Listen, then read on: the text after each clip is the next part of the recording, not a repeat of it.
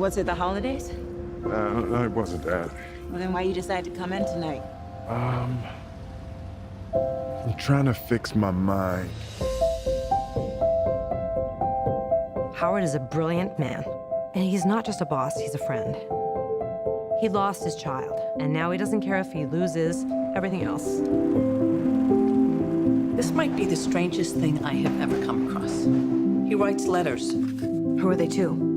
Howard doesn't write letters to people. He writes to things. Time. Love. Death. Kids write letters to Santa Claus. It doesn't mean they're crazy. No, this is therapeutic. You're gonna think I'm crazy, but I'm having conversations. Death came first. She met me in the dog park. Charmed, I'm sure.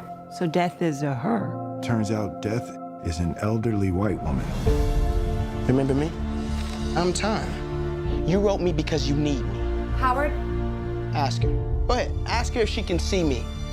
He was sitting right here. And he just appeared, right? I'm love.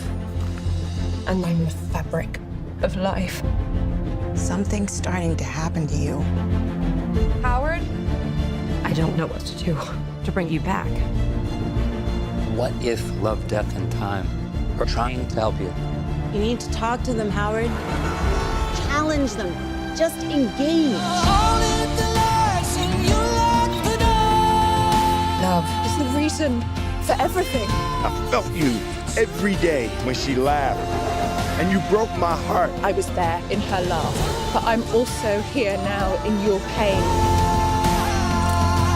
He's reaching out to the cosmos for answers.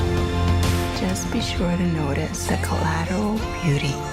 It's the profound connection to everything.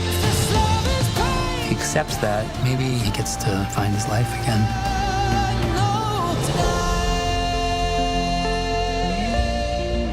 You're not here to take me, are you?